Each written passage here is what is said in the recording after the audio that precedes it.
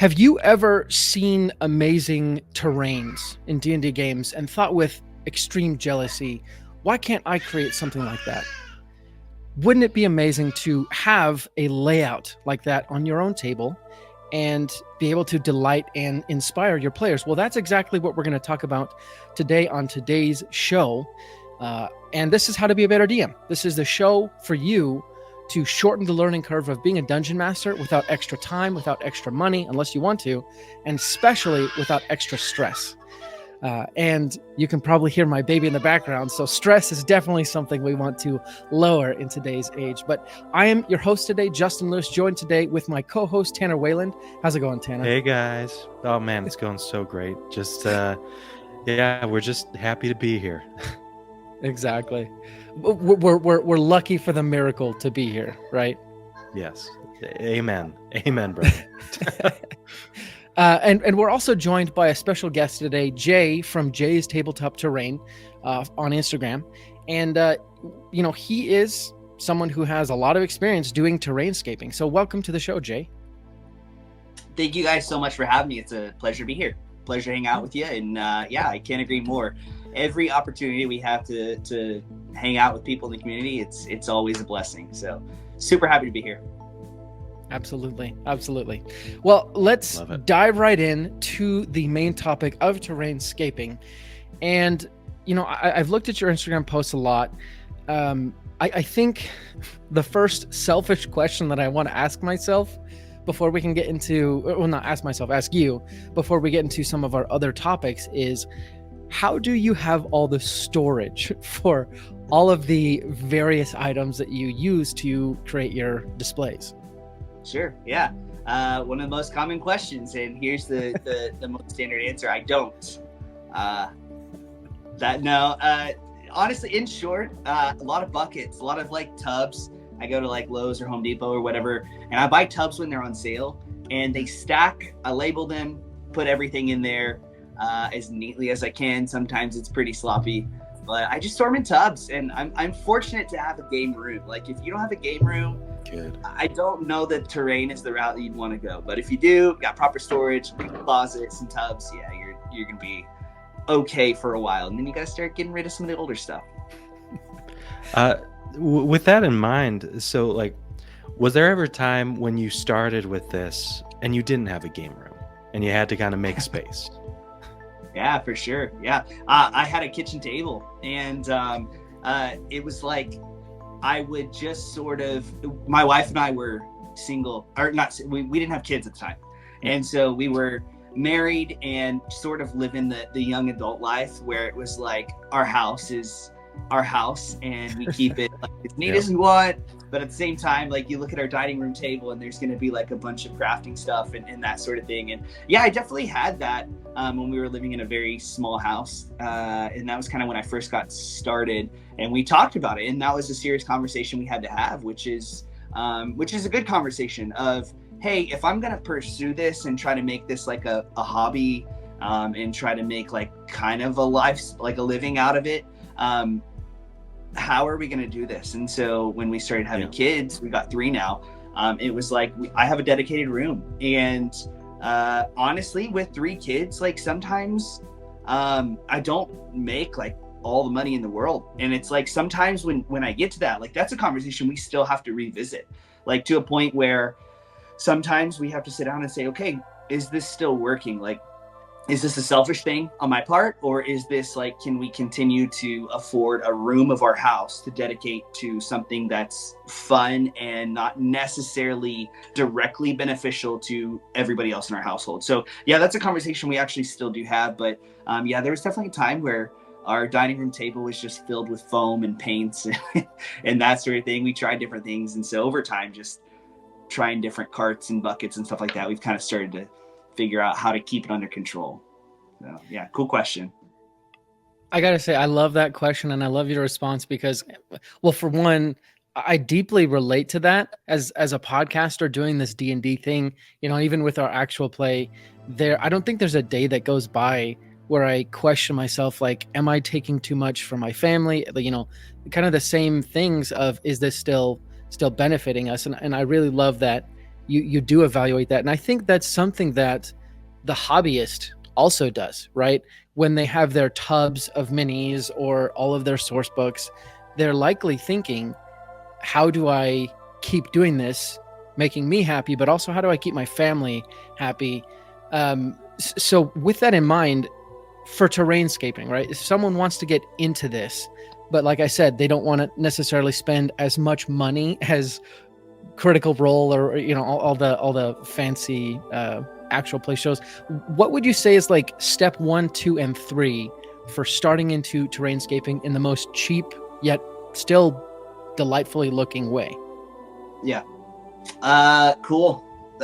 Step 1, I would say evaluate the why. Why do I want terrain, right? Like, my why is because I am a creator and I love to build, I love to craft, I love to paint, and I love to display things, right? Like, I've kind of gone through this lately of why am I posting stuff on Instagram, right? And ultimately, it's not for necessarily attention or like for myself, but it's for entertainment, right? Like, I post things that I want people to enjoy, right? Like you guys do the podcast, you want people to consume it and enjoy it, right? It's not like I put something out there to take up people's mental space for 5 seconds. You know what I mean? Like I want to create and present something to people to make their lives better, right? Like that's one of my goals. I try to, people I come in contact with, make their lives better.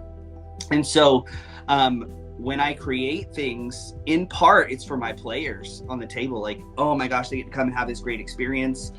They get to interact with things and play and move around and sort of have that childhood Lego feel come back to them, right? But then also the other half of the why is I want to post it so that people can enjoy it and hopefully be like inspired or just admire it for a second, be like, oh, that's really cool. I've never thought that something like that might be possible or that sort of thing. So why is good.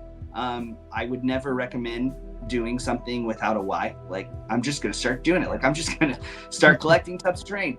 So step 1 is the why. Step 2 would be figure out the route you want to go. So I think it's kind of narrowed down to a point where I do both, but you're probably going to want to either go the 3D printing route, right? Or the crafting route, or I say 3D printing / buying route, right? So like that entails like, am I going to save up every month and buy a bunch of Dwarven Forge and WizKids and all this stuff?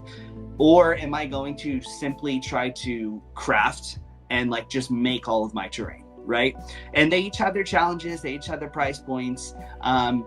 That's step 2, figure out what direction you're going to. Step 3 is ultimately just start doing, like just, my light just went out. I knew that was going to happen. But step 3 is just get a game plan and do it, right? So if I'm going to start crafting, like go to my page or go to YouTube or whatever and start finding like simple things to craft and just start doing it. Foam is cheap. I'm telling you, like it's super cheap. Like you buy a slab of 2-inch thick foam for, $30 or $40 or whatever. But then you can craft anything you want in the entire world for months and months and months. You need a knife and some glue and some very cheap paint. And I make, like, I tell people all the time, like these right here, like these rides, this is pink foam. And I mean, like you can use like the first time I was doing it, I was using like thyme and basil, like round thyme basil for my grass and stuff like that. And your room smells neat, I guess. Yeah. Amazing. But, yeah. Make me hungry. Just starting with some height, there's a lot you could do with this simple block right here. Like there's 10 encounters, like there's an owlbear on top and you can have your party walking beside it, or you can have them scaling the wall or whatever. And so like just starting with like a simple visual that gives your player something to visually like latch onto.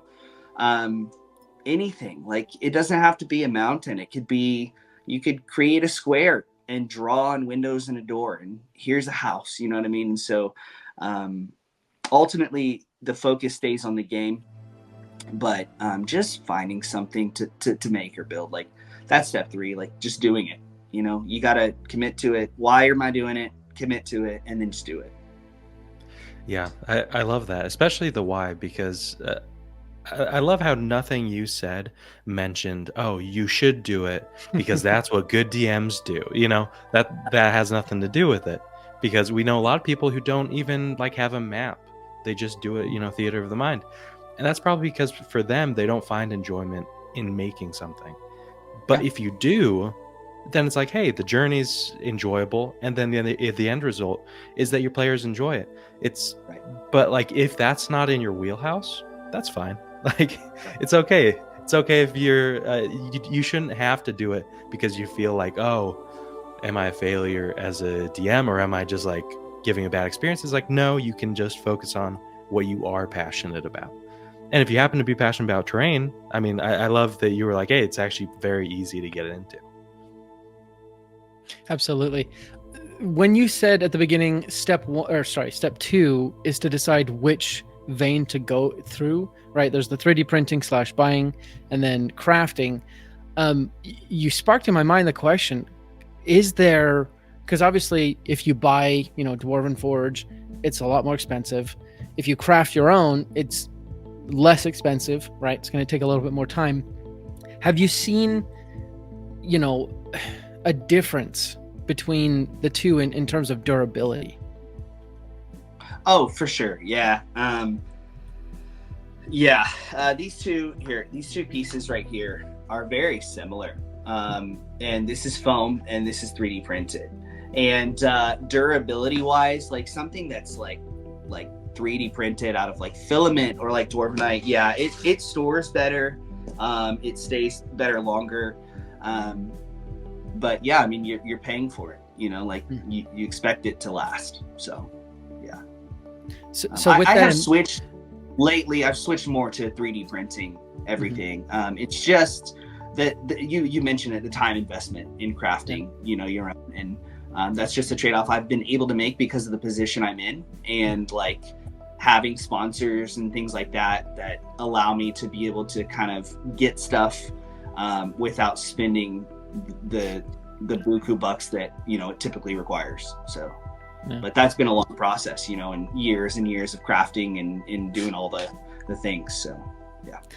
So with kind of obviously the cost of having to replace things that break or whatever in mind, if you look at the two options, is there one that you would say is cheaper?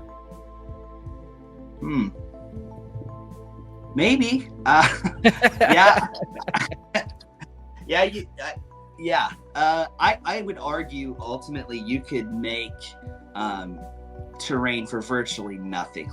Really nothing. Like Dollar Tree has everything. Like foam core, you could buy a 3x2 sheet for $1, and it's like, man, you could just PVA glue is cheap, hot glue is cheap, paint is cheap. Like, I mean, you could, crafting out is cheapest, but you're paying for it in time. Like that's guaranteed. You can pay for it in time. Yeah. And with that in mind, like when you first got started, what were some of like the simplest projects you started on? Yeah, let me think. Okay, the first project I made was a encounter. It was like this is our first kind of end of our campaign arc, so kind of like a quarter boss, and I made like this witch's like swamp hut out in the wilderness, and I just had a marker board, and then I just got some foam. It was like this big, it had a little hut on it, had some elevation and a little like sacrificing table, and then I made a tree out of some sticks and stuff like that, and I just put it out there, and that's when it just kind of clicked. It was like, man, this is really neat. Like we had our little Lego figures. I was like, this is cool. I want to do this like more seriously. So yeah, posted a picture of it, and here we are. I love it. That's so cool, especially because like you said, it was just an encounter, and I think that like for me too, when I first used some terrain, it was more of just saying like, hey, I could do this. I could add this tree here, and it would make my map 3-dimensional for the first time ever. And then I started doing more, like I did a building, and I just love that you were like, hey, let's just make what we can make out of very simple stuff. I did have a question though. Sure. In terms of like, if you are, like let's say with 3D printing where it's more durable, but also I mean, you're gonna want to reuse it. Have there been certain like pieces that you were like, oh, these are a godsend because like I can just reuse them in so many ways, Like staples. like staples? Yes, thank you. Need a few houses, basic houses, right? Like you don't want one that is elaborate and looks crazy cool for something you're going to constantly like, this peasant lives in this mansion that has like buttresses and all this stuff. Like get some basic houses, get some stackers like this, and then let's see what else. Some trees. You need some good trees. They don't have to be the best of trees. Like you can make them like those little ones that you can find at like Hobby Lobby or whatever that make your own trees or whatever. Trees, stackers, houses. Man, like what more could you need for really any encounter? Like maybe some dungeon tiles, maybe. But at that point, I just draw it out sometimes, Yeah, exactly. So actually, that brings up a really good point. A lot of people use sort of minis and terrain as stand-ins for kind of battle maps, right?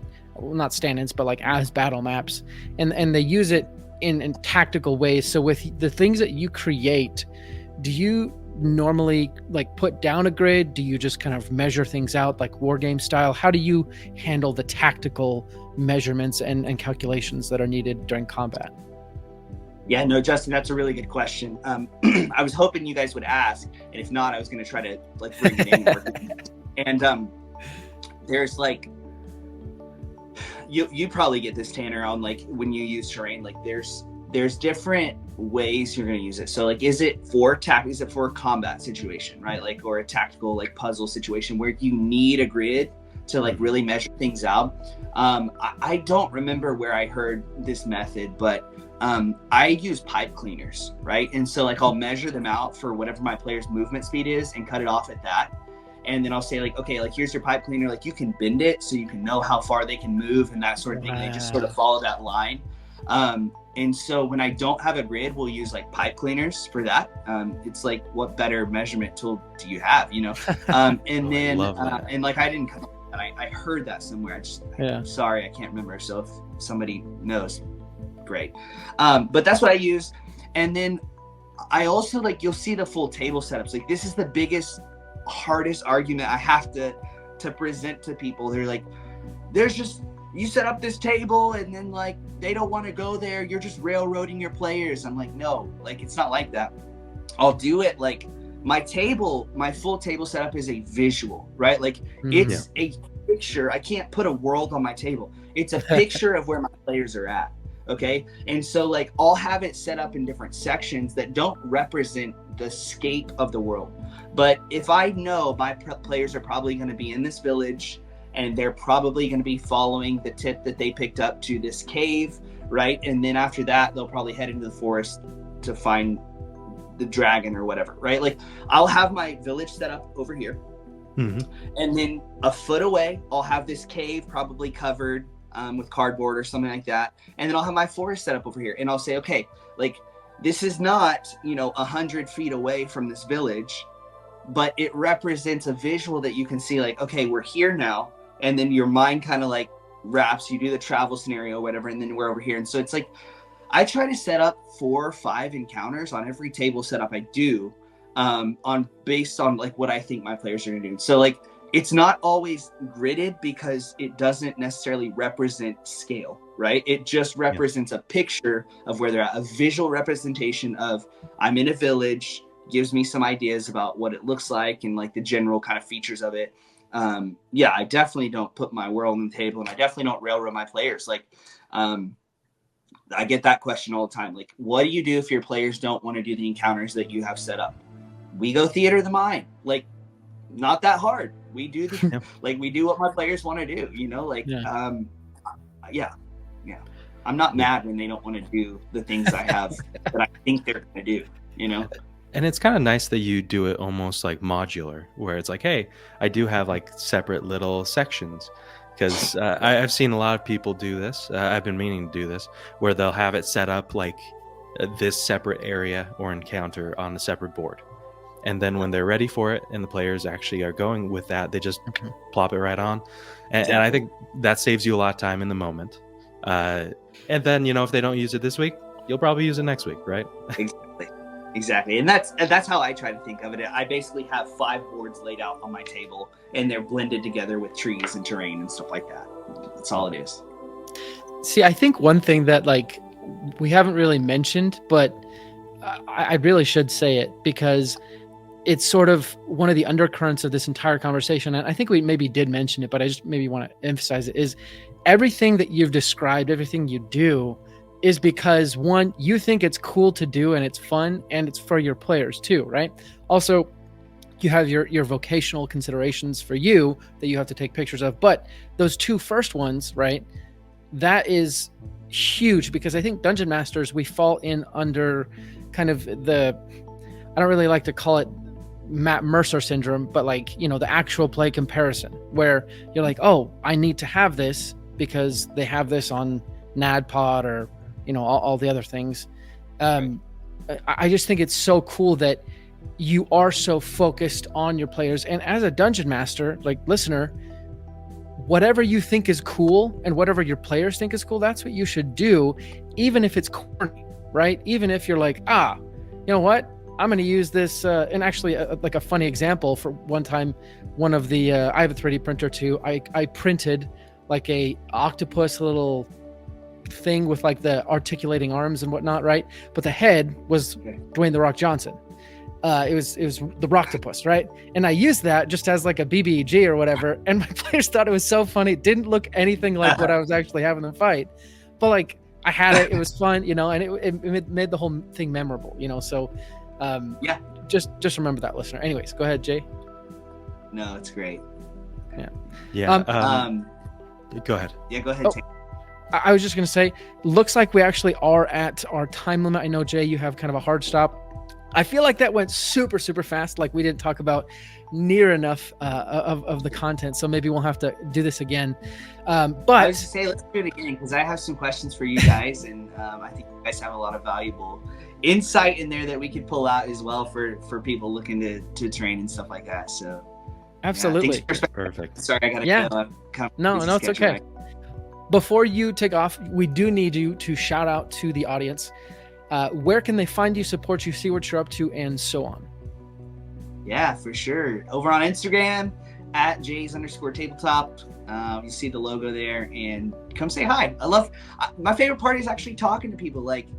You would not believe the people I've gotten to meet, and some of my good friends now that I talk to on a daily basis through the phone are friends from. Where were they friends from? Oh no. There he is. Let me add him back. Hey, Jay, I think you cut out there for a second. Can you repeat what you said? Absolutely. Find me on Instagram at Jays_tabletop, and please send me a message. People don't send me messages sometimes because they think I'm not going to respond. I'm going to respond, and it might be a couple days later, but I love people. Everything I do is around people. I'm a people person. I love to serve, love to make people better, and I love to help people. So send me a message. However I can help you out, that's what I like to do. So, yeah. Awesome. Thank you so much, Jay. Tanner, if you want to stick around, we can kind of continue talking shop if you're up for it. But thanks, Jay. And, take care. We'll be in touch and we'll get something like this set up again. Or maybe we'll just, play a game together. I don't know. That'd be fun too. So we'll have to do your scenario next time. Your 15. Exactly. Yeah, appreciate you guys. Thanks for what you do. Best thanks, to Jay. you. Take care. See you, Jay. Bye. All right, Tanner. I figure, we could keep talking if you wanted to, or we could just end the episode, however you prefer. Let's see. I'm trying to think if there's any of these questions. Yeah. Maybe we could talk a little bit about how terrain, just briefly, and be like, hey, with Jay gone, now at the heart of this, let's talk about how it can actually improve your storytelling or something like that, right? No, I think that's a great, just last question, and then we sign off. Yeah. So actually, if you can say that exact thing that you said without me interrupting you, yes. Awesome. Okay. Should I just? Yeah. On-Chen? Okay. Yeah. Well, Justin, with Jay gone, and with us having a second here, I just wanted to talk about, kind of bring it home a little bit, because our podcast is about being a better DM, and specifically like how we can tell better stories. And I think that sometimes when you look at terrainscaping and building out your encounters, your map, you can kind of lose sight that, like, hey, this should actually add to the story. Um, so, like, for someone who's like, oh, isn't it just purely visual? Like, how would you respond to that? How does terrain add to your storytelling? Right. Well, the first thing I would say is no, it's not purely visual, and that's because what we're doing is not about the terrain, if that makes sense. And I think that's one mistake a lot of people might make, is you make this really cool piece or this set, and you try, however you do, to make it about the piece. And I think actually I did this myself. So I crafted out of foam kind of like the interior of a tavern, right? It looked really cool. I think I threw it away a little bit ago because it got old and stuff. But in some encounters where I used it, I think I tried to focus my players too much on it and sort of get props and whatnot. But like going back to what Jay said, it's not visual because you're focusing on what the characters and the players want to do. If they don't want to use the terrain, then you don't. But if they want to use the terrain, you weave a story around it. And the story and the players and how everyone's feeling, I think that's the magic. Yeah, I agree. I think bringing it back to the players is important because I think, especially in an encounter, having terrain can be, the difference between like, oh, I fire another bow shot, and that's it, and you just say that over and over again, or you say like, hey, I do a spell. It's the difference between that and being like, okay, my character is going to scale this cliff, and then he's going to look down at this group of enemies. It becomes a lot more epic, right? It becomes something that you totally see in Lord of the Rings or another movie, right? Because it has movement, it has place, it has setting. And I mean, there's a reason why like every great book out there like just kills it in the setting, because like it helps you visualize things, and then when the characters are doing things within the setting, that becomes the story. And so I think that it's just so important. Like for example, Jay was talking about one of his first times doing this when he was doing the witch's hut, a tree, like a little bit of a riser there, and he made like a little bit of a swamp. And I was thinking about that. I was like, it's so simple, but like, I mean, anyone could do that. It might take you a second, listener, because if you've never done this, but it's totally within your capabilities of doing a scene like that. And you might think, well, yeah, but it's not like, it's not a bunch of houses that you can take the roof off of. I can see everything inside of it, like Matt Mercer or Dimension 20 or whatever, right? But at the end of the day, it's like, hey, listen, what you're trying to do is create a setting. And as much as your words can do that, also having a visual just helps your words. It kind of gives them the lift that they need so that players can put themselves in the scene. They can describe their actions more thoroughly, right? And then that actually, like, you might not always see the A to B to C of it all, but it does make it so that your players can have more, like, engage in better role playing, in better, encounters, and it shouldn't be underestimated. Yeah, it's taking this theoretical setting and making it three-dimensional, right? In some way, Yes. shape, or form, even a little bit, which I think is really cool. Yeah, because like not everybody, like especially if you're just playing with your friends or it's a new group or something. I think there's some great groups out there that do theater of the mind very well, and everybody has kind of like learned that, and they learn how to make up for that with very descriptive, like exposition of what their players are doing or with their characters and their monsters and everything else. But on the other hand, you might not know that one of your players is not fully into it, just because like they do have that problem with like visualizing. Yeah. I know lots of people that have a hard time visualizing things, and so like if you don't try, then you might not know that like, hey, your players would actually really enjoy this, even if it's just a tree that you're adding to a map, right? Or just a house that you 3D printed or bought, or heck, you just like took a box and put it on your table and it's a house now. Whatever it is, it's worth starting and seeing how it goes, because you could end up like Jay. You could end up like loving it so much and loving the creative aspect of it that you just keep going, and then all your maps look amazing, right? Absolutely. Honestly, I think that is also one thing that might be a little dangerous about this, is because it's kind of seductive, right? Like, Yeah. like it looks super cool and it looks really fun to do. So, try it out and don't beat yourself up if you don't end up liking it or you don't feel like you're up to the task. On a super side note, Tanner, do you think it would be like a fun idea to do sort of Bob Ross-esque terrain making videos on our Patreon, except we don't have as much skill as Bob Ross? And I know. I was know like, what do you call it when the trees don't look so happy, and yeah. and the person doing it isn't so happy either, and they're like, gosh darn it, why can't I get this to work? Yeah, it's like, and now we're gonna paint, a happy little mistake over in this corner here. Oh, that's a mistake. That's a great mistake. Exactly. So, listener, I'm not opposed. Like, yeah, I think it'd be funny and fun. I mean, we've talked about Caden. As you guys know, the other host, Caden, he's big into painting and he does a great job, fantastic job with minis and everything. But it could be fun, getting a little bit more on level terrain by just being like, hey, we have a bunch of foam, go to town. Yeah, no, and I think that would be a super good idea. Yeah, so I think that's a fun idea, especially where this is a little bit of spoilers, but we are going to be launching some new content / a new tier for Patreon, where we're going to be giving some DM guides and tips and everything. I think that'd be super fun to like do videos of us messing up. It's kind of like the Try Guys. No. Listen, if you guys know these guys, they're YouTubers and they do various things. They're pretty big, but they have a segment where they try and bake stuff without like a recipe. Yeah. Like they'll try and do donuts or cake or who knows what, right? Yeah. And most of the time it's like terrible, but it is fun watching them like mess up. That could be what we do, and that could be fun. Absolutely.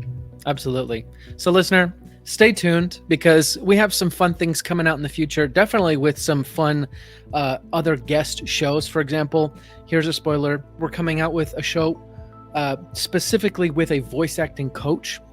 We're also coming out with a show with Jay from Swole Initiative, again on Instagram, and probably a show with Dan Wells, author Dan Wells. We're still scheduling that out.